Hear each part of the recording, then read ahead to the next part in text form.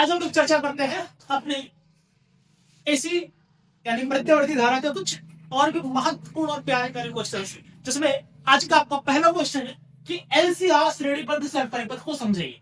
थोड़ा सा हमें क्या पढ़ना है, क्वेश्चन ही है पूरा कि जो एलसीआर श्रेणीबद्ध परिपथ होता है उसके अनुनादी परिपथ की व्याख्या करिए। तो एलसीआर अनुनादी परिपथ क्या होता है वो हमें समझना है। बहुत महत्वपूर्ण बिंदु है इस पूरे अध्याय का।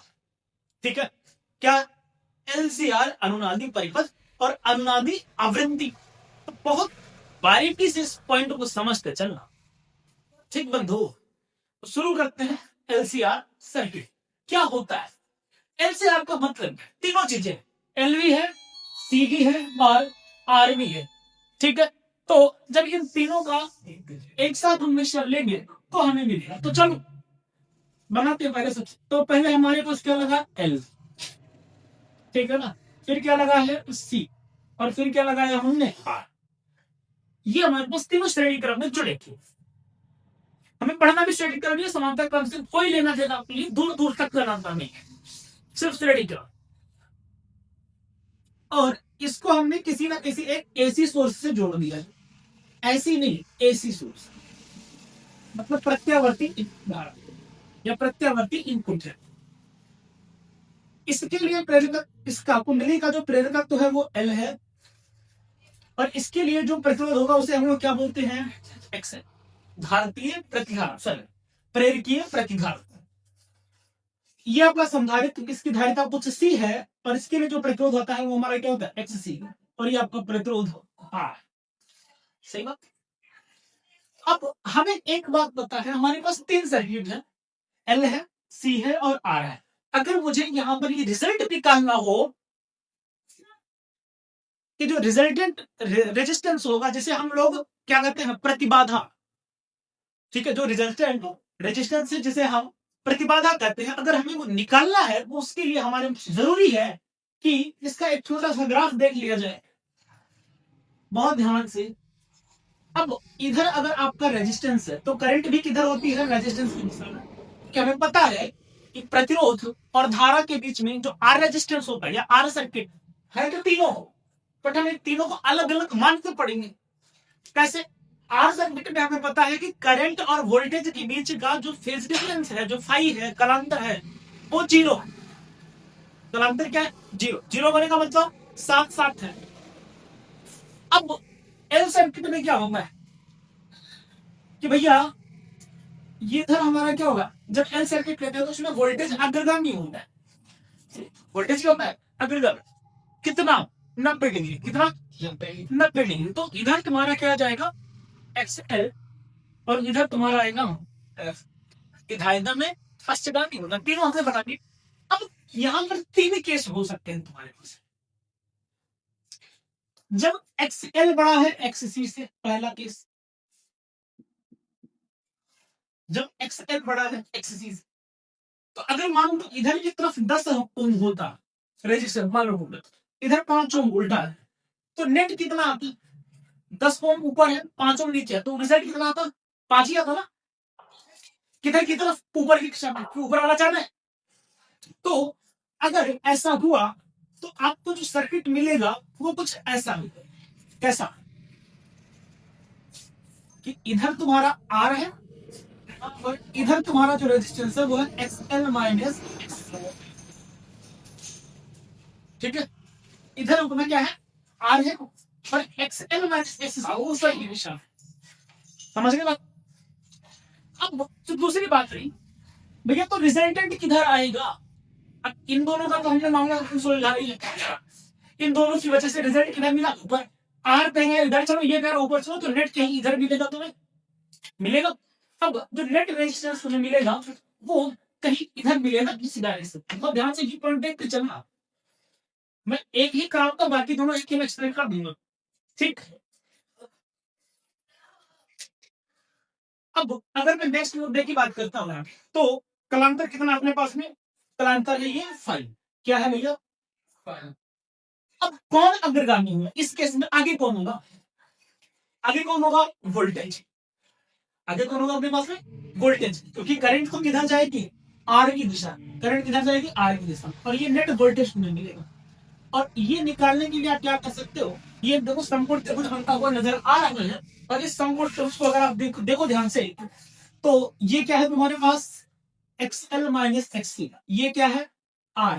तो यहाँ पे tan फाइव निकालिए, तो सबसे पहले तो मैं कलांतर निकालना है पहला, ठीक है। tan फाइव निकालेंगे, क्या आ जाएगा भैया? लंब बटे आधार, लंब बटे आधार, तो क्या मिलेगा? XL माइनस XC बटे R मिलेगा। अच्छा, दूसरी बात जो आपको यहां से मिलेगी, कुल प्रतिरोध, जिसे हम लोग प्रतिबाधा कहते हैं, कुल प्रतिरोध बोलो या फिर आप इसे क्या बोलोगे? प्रतिबाधा। ये क्या मिलोगे? प्रतिबाधा का नाम क्या है? तो प्रतिबाधा अपने पास होती है Z बराबर, सिंपल सी बात, हमने कल भी आपसे बात की थी कि जब दो वेक्टर ऐड करते हैं, दोनों के बीच में एंगल 90 डिग्री हो, तो क्या आता है? Under A square plus B square आता है। तो ये कितना है? R, और ये कितना है? XL minus XC। तो ये तुम्हें मिलेगा प्रतिबाधा, जो नेट रेजिस्टेंस आएगा वो क्या होगा? R का square plus XL minus XC का स्क्वायर। हमें ये दो बातें तो याद रखेंगे, तो ये बात याद रखेंगे एलसीआर सर्किट में, क्या कलांतर कितना है, और दूसरा कुल प्रतिरोध कितना है, प्रतिबाधा कितना है। अगर ये दो बात पता है तो सब कुछ हम कर सकते हैं, ठीक है ना? कैसे? अब आते हैं केस पर। तो अगर ये केस ऐसा हुआ, ठीक है ना, अभी तो मैंने रैंडमली आपको बता दिया, अब सारे पूरे इंपॉर्टेंट पॉइंट्स लिखते चल रहा हूं। फर्स्ट वाले केस में जब आपका एक्सएल बड़ा है किससे? XC से, तो कौन आगे जा रहा है? बस ये दिमाग में रखना है कि भैया फिर वोल्टेज क्या है? हाई से अग्रगामी, या ऐसे शॉर्ट में लिख दे रहे, बस ये पॉइंट पकड़ लेना बस। अगर एक्सएल बड़ा है XC से, तो क्या होगा भैया? वोल्टेज अग्रगामी। क्या होगा? वोल्टेज अग्रगामी। अगर XL छोटा है XC से, तो हम लोग यहां पर सुनो, ये माइनस ना लगा करके यहां पर डिफरेंस का निशान लगा, डिफरेंस मतलब अंतर। इसका मतलब क्या है? घटाना ही है, बस इसका मतलब है कि बड़े वाले से छोटे को घटाना। जैसे दो बातें मैंने लिखी, एक हमने लिखा XL माइनस XC, इसका मतलब क्या हुआ कि XL से ही XC घटाना है। जैसे मान लो मैंने लिखा 10 माइनस 5, तो आप कहोगे सर यहाँ पे लिखा 5, मैंने लिखा 5 माइनस 10, आप यहाँ पे लिखोगे माइनस 5, सही बात है। पर अगर ऐसा लगा दिया 5 और 10 का अंतर, तो 5 और 10 का अंतर कितने का है? 5 का है, तब माइनस नहीं आएगा। बस ये बात, ये वाला सिंबल जो अंतर का है, वो ये कहता है कि बड़े वाले से छोटे को घटाना है। क्या करना है? बड़े वाले से छोटे को घटाना है। और यहाँ पे तो वैसे भी फर्क नहीं पड़ेगा, क्योंकि अगर छोटे से भी बड़ी मोटा है, माइनस है, स्क्वायर करोगे तो प्लस ही कर देगा। तो पर ठीक है, हम लोग यहाँ पर भी माइनस ना लगा करके क्या लगा लेंगे? डिफरेंस का। ये सब किसके लिए? इसके लिए भी है जब ये बड़ा है, और जब ये छोटा है, दोनों के लिए भी होगा। बस ये बात क्या रखनी है कि जब ये बड़ा है तो वोल्टेज अग्रगामी है, और जब छोटा होगा तो क्या होगा? फिर धारा अग्रगामी होगी। अब तीसरा सबसे महत्वपूर्ण केस है, जो हमारे क्वेश्चन का जवाब है, तीसरा केस, ठीक है। तो ये तो रिजल्ट याद रख लोगे महाराज। तीसरा, अब ये आपके क्वेश्चन का जवाब, उत्तर यहां पर है आपके क्वेश्चन का। अनुनादी परिपथ क्या हो? अगर हमारे पास ऐसा हो जाए, यदि XL और XC बराबर हो जाए, बड़े और छोटे वाले केस तो हमने देख लिए। ऐसे आप इमेजिन करो, छोटा वाला जो मैं बता रहा हूं, छोटा वाला अगर ये छोटा हो गया, ये 5 है, ये 10 है, तो रिजल्ट किधर आएगा? नीचे। पर नीचे रिजल्ट नीचे आएगा तो ये वाला ग्राफ बनेगा ना वोल्टेज का, तो ये वोल्टेज है, ये करंट, तो करंट आगे हो जाएगी। बस उतनी सी बात दिमाग में रखनी है, ठीक। तो मेजर हम लोग तो एनसीआर ही पढ़ रहे हैं भैया, एक साथ थोड़ी ना पढ़ रहे हैं। कुछ वर्णन थोड़ा भैया, एल हमने पढ़ रखा है, आर हमने पढ़ रखा है, सी हमने पहले पढ़ रखा है, तीनों को हमने मिला लिया, बस इतना काम है, इतना। अगर XL बराबर XC है, ठीक, तो यहां से अगर मैं प्रतिरोध पूछूं तुमसे, प्रतिरोध बताओ, पहले चीज, तो प्रतिरोध बताओ क्या हो? तो आप बोलोगे सर देखो, Z बराबर अंडर रूट R स्क्वायर,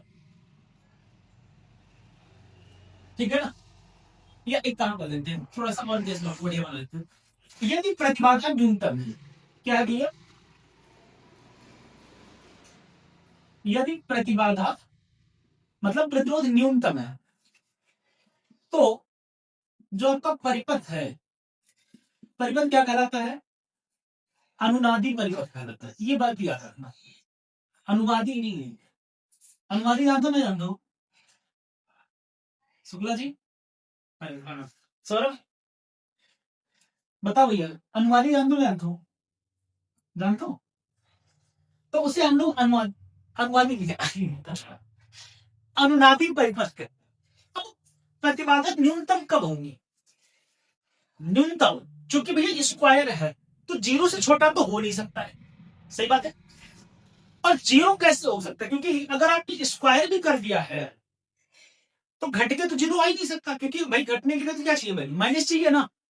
तो अगर ये वाली वैल्यू प्लस हो जाए, ये माइनस हो जाए, तो जीरो हो सकता है, पर ये माइनस होगी नहीं, क्यों, क्योंकि भाई स्क्वायर है, अगर माइनस करेंगे तो प्लस हो जाएगी। तो यहां पर बस कितना हो सकती है कि ये वाली टर्म जीरो कर सकते हैं, बस कितना हो सकता है कि हमारी ये वाली टर्म जीरो हो जाए, समझ आई बात, यही तो जीरो हो सकता है, क्योंकि एक्सएल माइनस एक्ससी है, अभी जीरो के स्क्वायर तो जीरो ही आ जाएगा ना।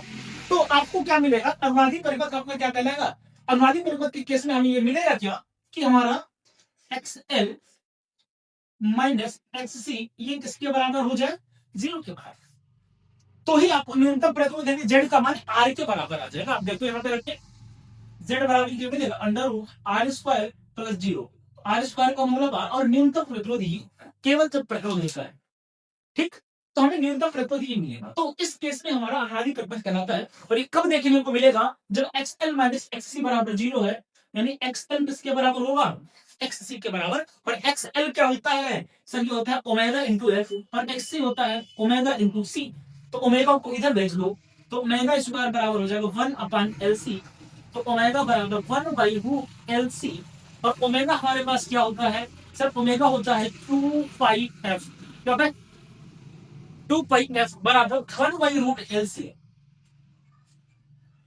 तो 2π को इधर भेज दो, तो f बराबर रहेगा 1/2π√LC। तो ये जो आवृत्ति निकल के आई, ये आवृत्ति तुम्हारी कहलाती है अनुनादी आवृत्ति, क्या कहलाती है, और ये परिपथ तुम्हारा क्या कहलाता है, अनुनादी परिपथ। तो जवाब तुम्हारा इतना ही, ठीक है ना। कितने नंबर का सवाल है, ऐसी छोटा सा 3 नंबर का सवाल, तो बस इतनी बातें आपको समझा देनी, समझे बात। तो ये रिजल्ट याद है एलसीआर परिपथ के, कलांतर का और नेट रेजिस्टेंस का, और ये 3 केस में। तो हमने क्या देखा भैया, समझते एलसीआर परिपथ में एल भी लगा है, सी भी लगा है, आर भी लगा है, इन तीनों को श्रेणीकरण में जोड़ के एक हमने एसी सोर्स दे दिया, इनको एसी वोल्टेज देता, ठीक। अब यहां पर हमने केस समझने के लिए हमने ये देख लिया कि आर की दिशा में करंट एक्सएल होता है 90 डिग्री आगे, एक्ससी होता है 90 डिग्री पाछे, ठीक। अब हमने एक केस रैंडमली समझने के लिए, चीजों को निकालने के लिए मना लिया कि हमने मान लिया कि एक्सएल बड़ा है एक्ससी से, क्या हो भैया कि एक्सएल बड़ा है एक्ससी से, तो जब एक्सएल बड़ा होगा ये छोटा होगा, तो नेट रिजल्ट किधर मिलेगा, ऊपर, तो नेट रिजल्ट ऊपर मिला, तो करंट इधर जाएंगे, ये कर भैया रेजिस्टेंस करा इधर चलो, ये करे इधर चलो, तो नेट हमें यहाँ पे मिला वोल्टेज। अब यहां हमने देखा जो वोल्टेज है वो हमारा अग्रगामी है, वोल्टेज क्या कितना आगे है 5 डिग्री, तो tan फाइव हमें निकालना है यहाँ पे, तो tan फाइव क्या होता है लंब बटे आधा, ठीक है ना। ये क्या था एक्सएल माइनस एक्सएल था ना, ये वाली लंबाई, इसको उठा के यहाँ पे रख दिया। अब कुल प्रतिरोध या प्रतिबाधा क्या होती है, तो भैया दो वेक्टर एडिशन हमने लगाया, एक वेक्टर हमारा इधर की तरफ मान लो है आर, और एक इधर की तरफ है एक्सएल माइनस एक्सएल, दोनों के बीच में एंगल कितना है 90 डिग्री, और जब एंगल 90 डिग्री होता है तो क्या होता है भैया, अपने पास under A square plus B square, result अगर याद हो फार्मूला किसी को, A square plus B square plus 2ab cos theta, तो अगर थीटा 90 होगा तो ये वाली पूरी टर्म क्या बन जाएगी जीरो, तो सिर्फ क्या बचेगा ए स्क्वायर प्लस बी स्क्वायर, तो इसका मान हो गया आर स्क्वायर, और ये पूरा रह गया। अब हमने कहा ये तो हमने एक केस के लिए लिया था, तो यहाँ पर आपका माइनस मत लगाओ, डिफरेंस का साइन लगा लो, एक ही फार्मूला याद रखो, नहीं अलग अलग केस के लिए अलग अलग याद करना पड़ेगा। तो अगर डिफरेंस का मतलब है बड़े वाले से छोटे को घटा देना, सिंपल सी बात है। तो इससे हम क्या रहा है, तो हमारे पास ये तो रिजल्ट इंपॉर्टेंट है एलसीआर सर्किट में जो दिमाग में रखना है। अब हमने यहाँ पर देखा कि अगर एक्सएल बड़ा है, एक्सएल बड़ा है, तो वोल्टेज आगे है और एक्सएल छोटा है तो धारा आगे है। पर अगर दोनों बराबर हो जाए तो परिपथ हमें क्या कहलाएगा, अनुनादी परिपथ कहलाएगा। और उस अवस्था में जो रेजिस्टेंस होता है वो क्या होता है, न्यूनतम होता है। यानी कि एलसीआर श्रेणी परिपथ में यदि परिपथ का प्रतिरोध न्यूनतम है तो न्यूनतम प्रतिरोध की अवस्था में एक्सएल माइनस एक्ससी बराबर 0, एक्सएल बराबर हो जाएगा एक्ससी के। एक्सएल क्या होता है ओमेगा एल और एक्ससी होता है अपना ओमेगा सी। अब एल को इधर भेजा, ओमेगा को इधर भेज दिया, फिर अंडर रूट लगा के स्क्वायर हटा करके और एफ की वैल्यू, तो ये जो आवृत्ति निकल के आई ये आवृत्ति आपकी कहलाती है अनुनादी आवृत्ति। पर ये पूरा पूरा परिपथ कहलाता है एलसीआर अनुनादी परिपथ कहलाता है। बहुत इंपॉर्टेंट है, इसे सुनना रख लो। चलो छापो, चलो बढ़ते हैं। अगला क्वेश्चन जरा ध्यान से देखना। वो कह रहा है कि प्रत्यावर्ती परिपथ में वोल्टमीटर लगा होगा जिसकी रीडिंग है 220 वोल्ट। तो जो आपका वोल्टेज की रीडिंग है ना, तो विभव आपको दिया हुआ है 220 वोल्ट। अब कह रहा है कि शिखर मान बताओ उसमें। क्या था मैं आपको, अब मैंने आपको एक चीज बताई थी, अगर याद हो कि अगर वोल्टेज है या करंट है कुछ में नहीं बोला है तो इसका मतलब वो उसकी आरएमएस वैल्यू दी हुई है, वर्ग माध्य मान दिया गया। तो यहाँ तो उसने कुछ नहीं बोला है, इसका मतलब उसने वीआरएमएस वैल्यू तुम्हें दी हुई है। कितना है 220 वोल्ट। और तुमसे पूछा क्या है, वी नॉट की वैल्यू पूछा है। और हमें पता है कि जो वी आर एम एस होता है इट इज और V naught by root two. क्या होता है V naught by root two. ऐसे ही अगर आई आर एम एस पूछेगा तो आई आर एम एस बराबर आई नॉट बाई रूट। ठीक, तो अब रूट टू को इधर भेज दो तो हमें वी नॉट ही तो पूछ रहा है। क्या वी आर एम एस कितना है 220, समझ गए। अब रूट टू की वैल्यू कितनी होती है 1.4 होती है, बट छोड़ो क्या जरूरत है इतना।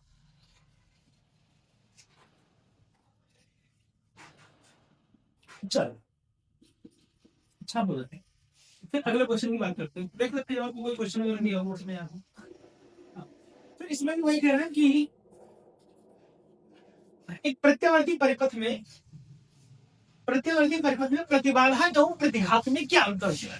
मैंने आपको दोनों बातें बताया कि भैया प्रतिबाधा क्या होती है और प्रतिघात क्या होता है।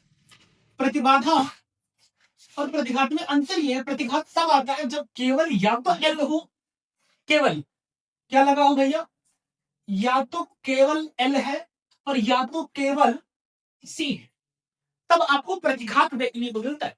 केवल एल में क्या मिलता है भैया आपको, भारतीय प्रतिघात। सॉरी, केवल एल में मिलेगा तुम्हें प्रेरकीय प्रतिघात। क्या मिलेगा भैया, प्रेरकीय प्रतिघात, जिसको हम लोग लिखेंगे एक्स एल से, जिसकी वैल्यू होती है ओमेगा इंटू एल, यही है।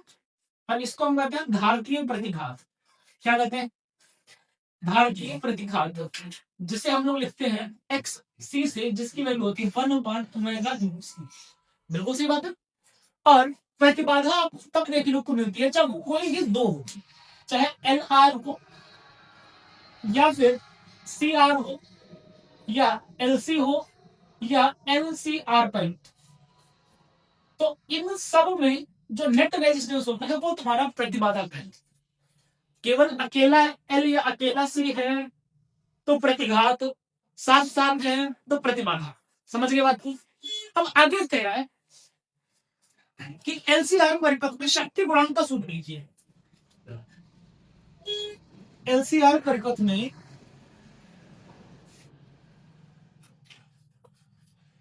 भैया शक्ति गुणांक या शक्ति जो भी आप समझेंगे, तो शक्ति गुणांक आप लोग जो 5, देखो हमने शक्ति का जो फार्मूला लिखा था, अगर याद हो तुम्हें, भगवान का नाम ले लो याद आ जाएगा, ठीक है ना।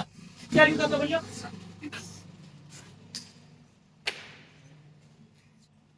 शक्ति अपने पास जो बी का फार्मूला हमने निकाला था, मुझे अभी भी याद आ रहा है, V R M S I R M including cos 5। अब ये जो 5 होता है ना कॉस 5, जो ये आपका कॉस 5 होता है, यही तुम्हारा शक्ति गुणांक कहलाता है। क्या कहलाएगा ये तुम्हारा शक्ति गुणांक। और अभी अभी हमने पिछले वाले एलसीआर सर्किट में, एलसी सर्किट अभी पढ़ा चुका है एलसीआर, तो उसमें हमने आपको कहा था ये तुम्हारा आर है, ये तुम्हारा ट्रायंगल बनता है 5, ये तुम्हारा क्या होता है सर एक्सएल और एक्ससी का डिफरेंस है। तो कॉस हमेशा ये दिमाग में रखना कि जो cos 5 मिलेगा वो आपको मिलेगा प्रतिबाधा बटे R। यही तो प्रतिबाधा है ना, नेट रेजिस्टेंस। भैया cos थीटा बराबर क्या होता है, मैंने गलती लिख दिया, cos थीटा बराबर क्या होता है बता दो, आधार बटे पर, यही होता है ना। तो R बटे Z क्या मिलेगा तुम्हें, R बटे Z। और इसमें हमें Z पता है, अभी आपको लिखवाया था, क्या लिखवाया था भैया, LCR पूरी बताओ जल्दी।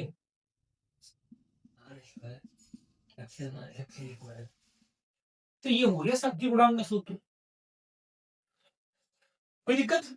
तो कुछ इसमें ऐसा नहीं है कि बहुत ज्यादा डिफिकल्टी वाली बात हो। क्वेश्चन क्या कह रहा था, यहाँ पे उसने तुम्हें एक रीडिंग दी थी, रीडिंग में ये नहीं बताया कौन सा वोल्टेज है, तो ये ना बताया तो इसका मतलब वो आरएमएस वैल्यू है, ठीक।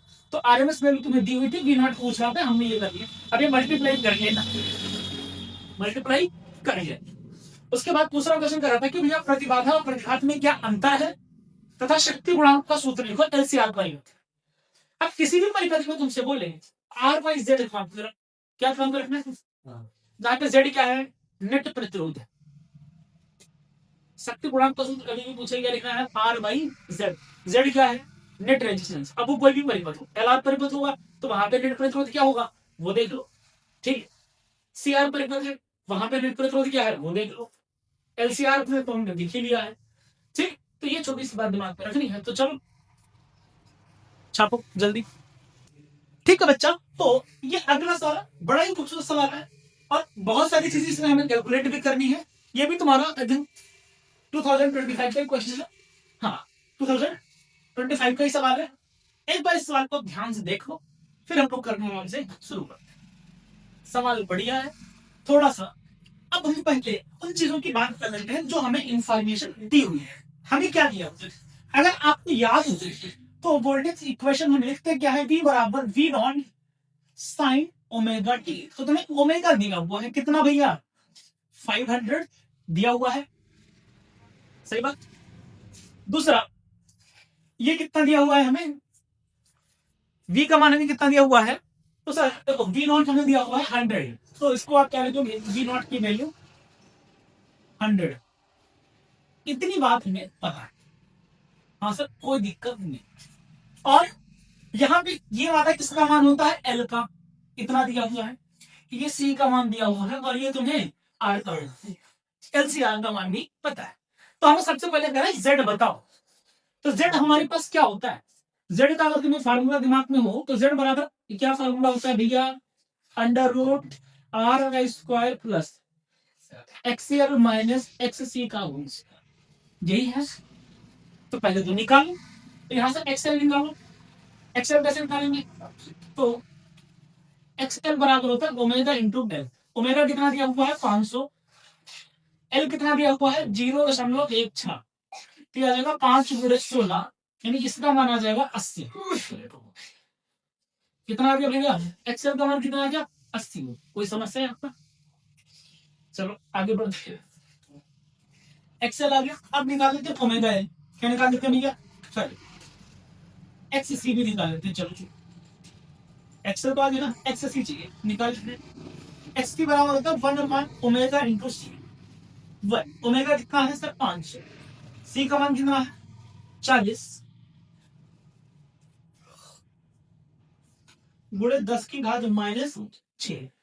तो ये क्या मिलेगा भैया, तो 2 और 1 3, देखो 5 चौक 20, मतलब ध्यान से देखो 2 और 10 की घात 3 गुणे 10 की घात माइनस 6। अब इसको क्या लिखेंगे, ये 20 है तो ये वाला 10 भी हटाओ, यहाँ पे सीधा सीधा क्यों ना 10 की घात 4 लिख दे। अच्छा चलो मैं जैसा लिख रहे हो वैसे ही मैं करने, क्यों तुम्हें तकलीफ दे।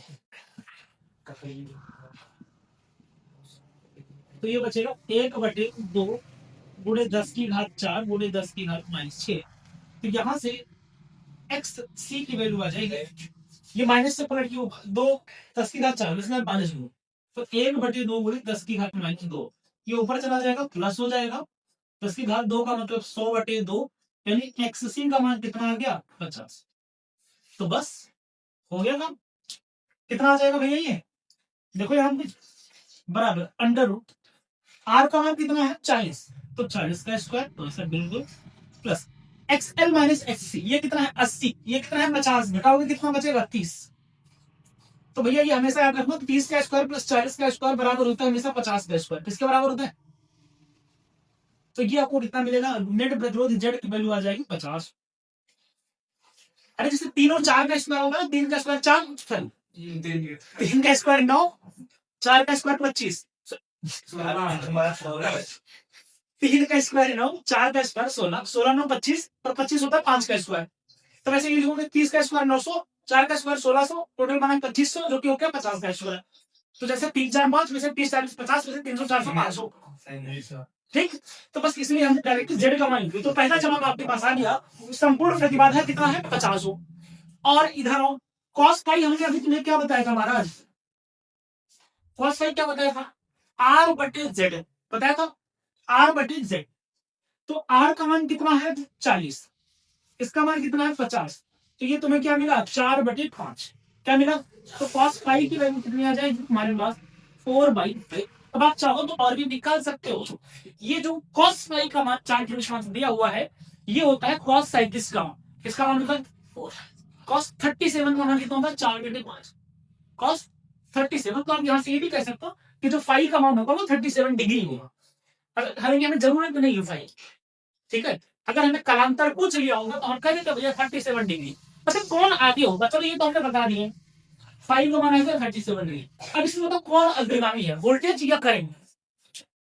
वोल्टेज अग्रगामी है या करंट अग्रगामी? हमने दोनों केस बताया। अगर एक्सएल बड़ा तो वोल्टेज अग्रगामी, दिखा है ना? एक्सएल बड़ा है तो वोल्टेज अग्रगामी। यहाँ बड़ा कौन है? एक्सएल ही तो बड़ा है। इसका मतलब वोल्टेज क्या है? अग्रगामी। कितना आगे है? 37 डिग्री। किससे? करंट से। क्या करते यार, क्या कर रहे? हाँ ठीक है, चलो छोड़ो, जो निकाला है वही कर दे। क्वेश्चन के रहते हैं, क्वेश्चन से भटकेंगे। अब धारा का शिखर मान तो भैया V बराबर, देखो V RMS, V बराबर क्या हो जाएगा? I into R। R का मतलब नेट प्रतिरोध, R का मतलब R मतलब लिखना यहाँ पे V बराबर I को R होता है, पर R हमें देता है नेट रेजिस्टेंस। केवल R के लिए 40 ओम बंद चिपका देने यहाँ पे, ठीक। तो IRMS पूछ रहा है, तो यहां से निकाल लो IRMS क्या होगा भैया? VRMS बटे Z होगा। अब सर VRMS को हमें पता नहीं है, V0 पता है, तो कैसे निकालेंगे? VRMS क्या होता है? V0/√2 into Z। V0 कितना है? 100, कोई दिक्कत नहीं है, √2। और Z का मान कितना है? 50 है नहीं? कहाँ नीचे है स्पेस है नीचे, आराम से ठीक है। तो ये कितना मिलेगा? 50 दूनी 100। क्या मिला? केवल √2। क्या मिला? केवल भैया 2/√2 बचा ना, पर ध्यान रखो 2/√2 लिख देते हैं, क्यों कंफ्यूज हो। यहाँ से मिला 2/√2, इसका मतलब हो जाएगा √2। तो ये आएगा 1.414 एम्पियर। कितना आएगा भैया? तो सवाल दो, तो इसको अलग लिखा भैया, इनको साथ मत कर लो। ये मैंने अलग से डाटा निकाला है जो हमें जरूरत पड़ने वाली थी। और क्वेश्चंस तीनों ये तुम्हारे पास, क्वेश्चन से टफ नहीं है, बस ये थोड़ा सा।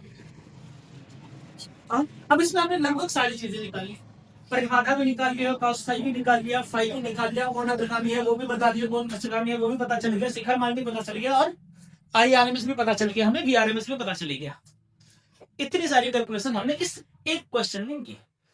अब मुझे लगता है कि LCR में इससे ज्यादा क्या पूछेगा हमसे, कुछ बचा ही नहीं पूछने को, ठीक। तो दिमाग में रखना, बढ़िया क्वेश्चन है। तो क्या क्या हमने, हमारे पास क्या क्या गिवन थी भैया? ये हमने एक डायग्राम दिया हुआ था, उसने बोला कि जो वोल्टेज है वो V बराबर 100 sin 500t है। अब ये चीजें बताओ, प्रतिबाधा, शक्ति गुणांक और शिखर मान। हमने क्या किया? सबसे पहले भैया जो कंडीशन इंफॉर्मेशन दी हुई थी, ये 100 V0 हमारा हो गया, ये 500 ओमेगा से तुलना करवाई, ये मिल गया। LCR दिया हुआ था, तो इसके हेल्प से हमने XL और XC निकाल लिया। और फिर संपूर्ण प्रतिबाधा का फॉर्मूला ये होता है, यहाँ पे रखा XL और XC का डिफरेंस, ये 80 - 50, 30, 40 और 30 का, 40 का स्क्वायर 30 का स्क्वायर मिलकर 50 का स्क्वायर, यानी 50। जेड का मान कितना आ गया? 50 ओम। और उसके बाद शक्ति गुणांक होगा R/Z, क्या होगा? R/Z। R कितना है? 40, जेड कितना है? 50, तो 4/5 आ गया। और cos फाई में 4/5 किसका मान होता है? 37 डिग्री का। किसका होता है? 37 डिग्री का, ध्यान रखना। फिर धारा का शिखर मान क्या होता है? VRMS बराबर क्या होगा भाई? ओम करने पड़ा ना, V बराबर IR। तो वी आर एम एस बराबर I R M S into R नहीं लिखेंगे, क्या लिखेंगे, नेट रेजिस्टेंस लिखेंगे। नेट रेजिस्टेंस हमारा जेड होता है एलसीआर सर्किट में, तो वो हमने लिखा। तो I R M S Z इधर भेज दिया, तो वी आर एम एस बटे जेड। तो वी आर एम एस का हमें वी नॉट पता है, आर एम एस पता ही नहीं था, तो हमारे पास फार्मूला होगा V naught, V R M S बराबर क्या होता है, वी आर एम एस बराबर होता है V naught by root two. बोला रख दिया, वी नॉट हमें पता था 100 बटे रूट टू, जेड का मान 50, 50 में 100, 2 बटे रूट टू बचा, और 2 बाई रूट टू का मतलब हो गया रूट टू। रूट टू होता है की वैल्यू थी 1.414 एम्पियर, और इस तरीके से हमारे सारे रिजल्ट आ गए। तो चलो चुपचाप आराम से छापो इसको।